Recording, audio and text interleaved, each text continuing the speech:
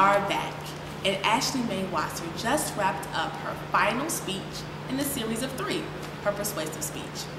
Ashley, job well done. Thanks, Jasmine. I needed your support. You see me making a really yawn? Yes. You took a stand. Yes, I did. We finally figured out what it is that you think about this House Bill 89, how you feel about it. And in your own words, before we really get to the meat of the presentation, how do you feel about it?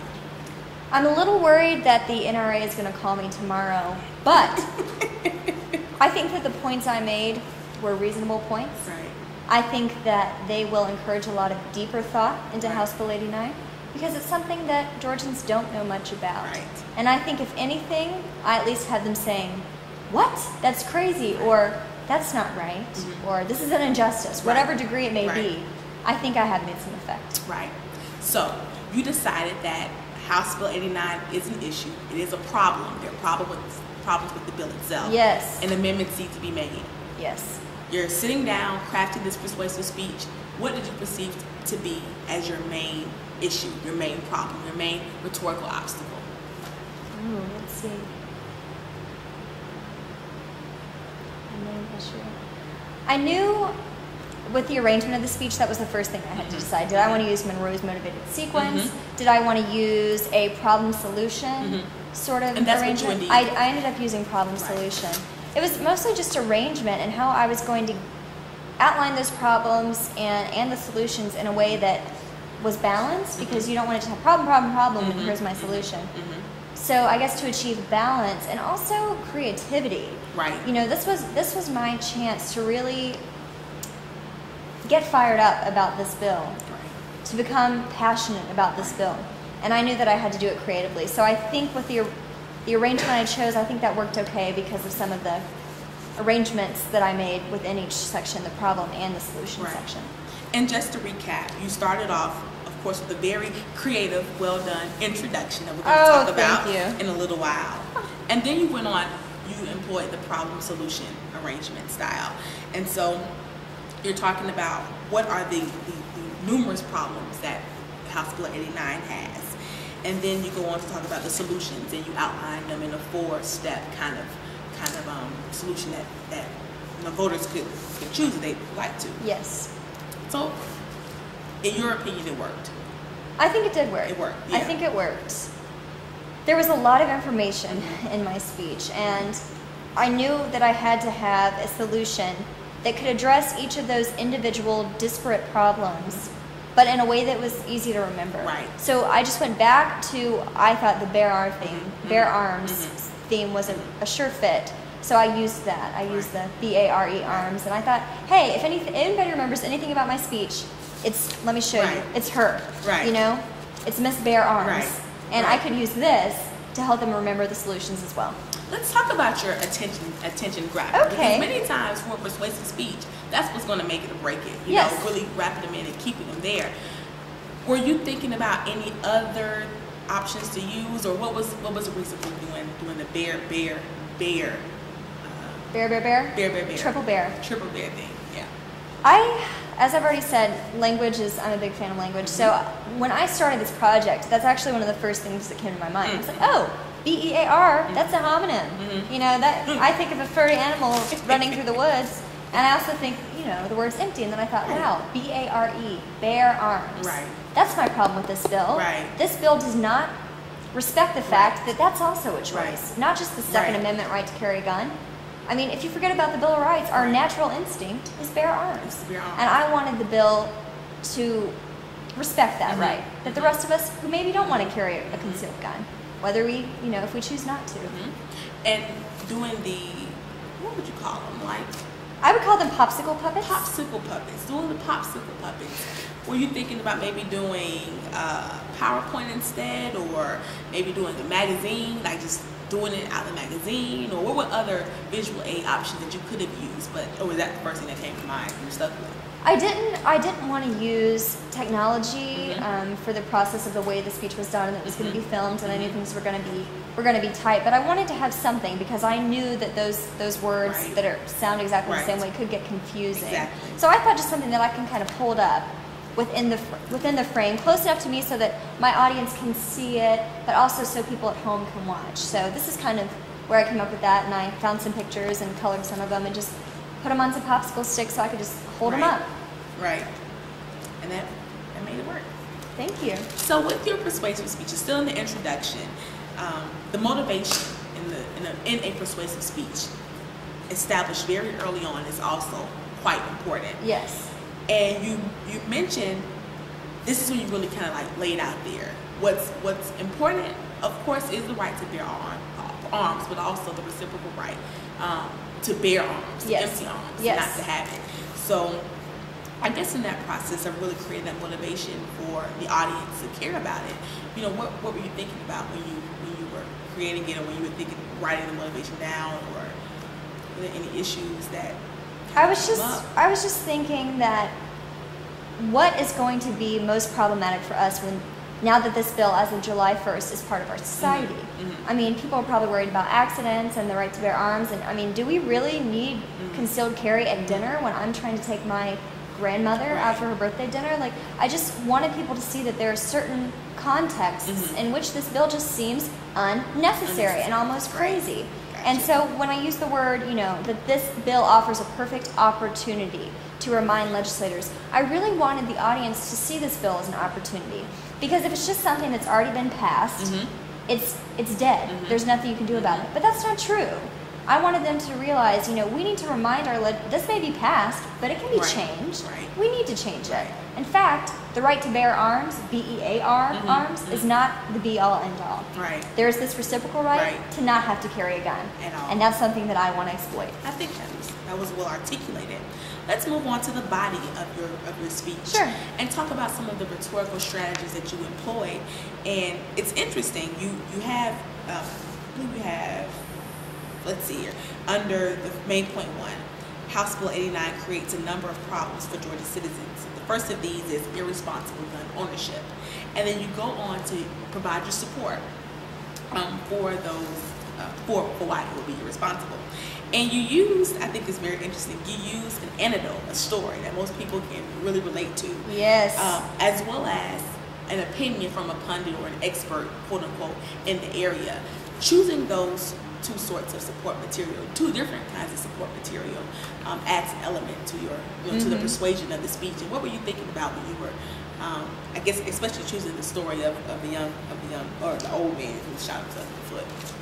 I knew that I needed to select sources that did not demonstrate that I don't believe in the right to bear arms, because that's not what I believe. So I chose 2 instances that actually involved, you know, one is Alice Johnson, Georgians for Gun Safety.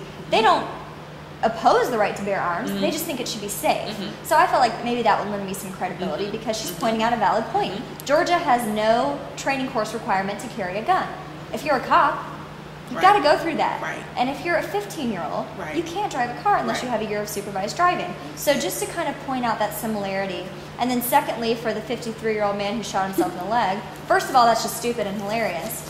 But secondly, it's another issue. I'm showing how even with training, this isn't a sure thing. Carrying guns is not the safest thing. I would feel better if guns were in the hands of policemen where they belong. Right. Your second point. The state encourages irresponsibility in the way it punishes violators on this concealed carry law. Now, talking about this, was this, I guess, this claim or this piece of evidence that you provided for the persuasive speech, was it something that you had been reading about and you kind of just pulled from there, or a conclusion that you made yourself? Well, looking through the bill, the first time I read it, I noticed that it was a misdemeanor. If you drink alcohol while carrying, it's going to be a misdemeanor.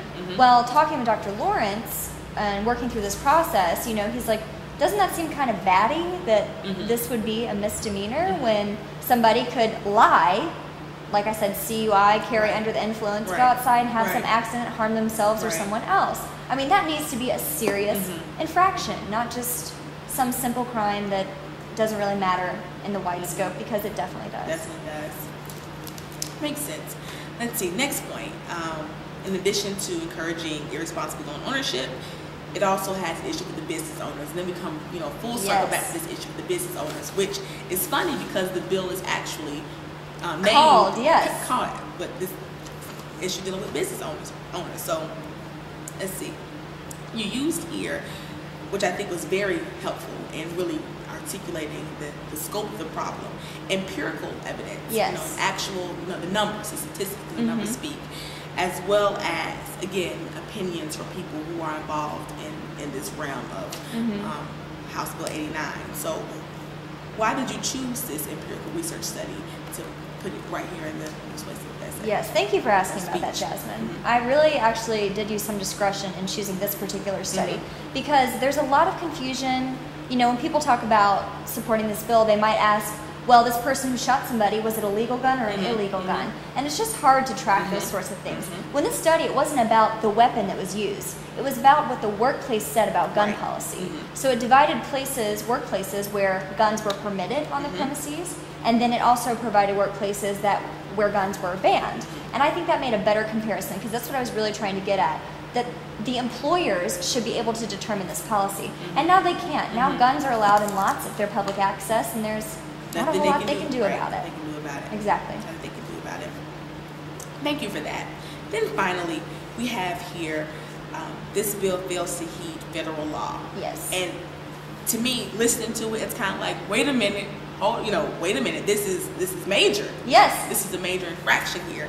How did you come across that piece of that fact, basically? I was actually reading through the DeKalb County Chamber of Commerce's website, and there was a posting. It was called "Tell Senators No to House Bill 89," and it was talking about what these business owners and business representatives in the chamber thought was problematic about the bill.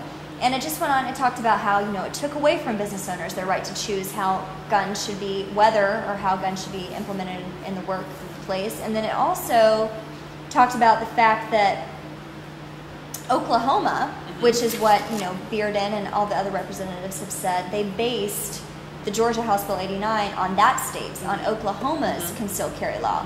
Well, it said in there that it was struck down a year or so ago by a federal court, saying that it violated the general duty clause, which is to workplace security. So if Oklahoma's concealed carry law, on which our bill is based, is not okay by the feds, then how can ours be? I think that just points out a logical fallacy. And with the bill. Yes, with the bill. Before we get on to the second half of the speech, in your opinion, out of all of the pieces of, all of the arguments you laid out, which one would you consider to possibly be the strongest in persuading audience members? I think, let's see, look through.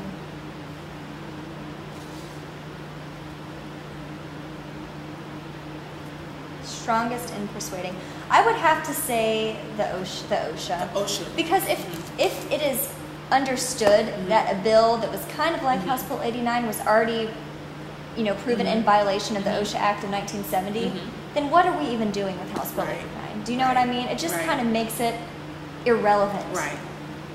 And possibly subconsciously, that's why it was placed last. Yes. As it relates to arrangement issues. Subconsciously. Don't think I thought about that one, Jasmine. But thank you. Possibly. Well, let's go on to the second part of the body, where you offer your solution. This is a problem solution arranged speech, and you do this very cool acronym type of solution. And again, playing on this BARE, BARE, reciprocal right that we all have. Was it difficult to come up with the actual policy changes when using BARE as a guideline? No, because I didn't use the BARE as nouns. Because I used them as verbs, I could put whatever verb I wanted and then just lead that into my actual point. Like base license issuance on the passing of a training course. B. A. Ascribe penalties to drinking while carrying under the influence that match the fact that you're carrying under the influence. So I think it helped to use verbs to begin those words and those phrases than it would have been to use nouns. That would have been hard to come up with. So. before you, well, not even before, but did you have the solution worked out before you actually laid out the problems themselves? No. And I think it was good I didn't, because I did my problems first, and then when I got to the solution section, I said, okay, what are my solutions? And then I was like, I don't know. And then I was like, oh yeah, I have to look back at my problem section. So I looked back at my problem section. What was my first problem? Well, it had something to do with the fact that you can carry a gun without training. So what was B? Base issuance on training. So I just kind of matched it up that way, so that there is a structural kind of rhetorical purpose to matching things that way. And I think it worked well. Yeah. And in a way, this came full circle because you started with, you have an issue with the bill. Yes. I have a problem with it, but how I'm going to fix it, not necessarily know. Yes. And this kind of actually answers the question. So that's great. I'm going to fix it with bare arms. With bare arms. And I really do mean that. B-A-R-E arms. Right. And do I need to show her again? She's coming out, okay? She's going to fix the problem. Bare arms. All right, Ashley. Well, all right, see, I actually have one more question for you. And I want to talk about how you went about the call to action, the method that you chose. And you suggested for the audience to, follow with you and sign a petition. A petition. Yes. To your local governments. Why that form of action? Well, it's interesting that you asked me that, Jasmine, because the first time I did the outline for the persuasive speech, I didn't include the call to action. It was something that I just kind of totally left out, I guess as though I was expecting, a change of thought or a change of feeling to be enough. But Dr. Lawrence let me know that that really wasn't enough, and there needed to be a certain specific action, a certain incentive that I am giving people, something to do to make things better. So that's where the petition came in. It just kind of matched with my solution. Because my solution were amendments, it's amendments to the actual physical House Bill 89, all you have to do is sign this petition. Exactly. So it's easy, it makes it sound easy, but it's also doing a real thing. It's showing legislators that we want changes to House Bill 89, B-A-R-E arms, and all that entails, and I'm signing my approval of that. Well, Ashley, do you think that people will sign up for bear arms, B-A-R-E? I think they will, even if they respect the right to bear arms, just as I do. I think that we have to understand as a community who shares the public sphere with other people, with our neighbors, with our friends and family, we need to think about the security of everyone, not just ourselves. And I think we need to come to a sort of consensus or an agreement that allows us to exercise our rights while protecting the choices of others. And I think Bear Arms does just that. Thank you, Ashley. Thank you, Jasmine.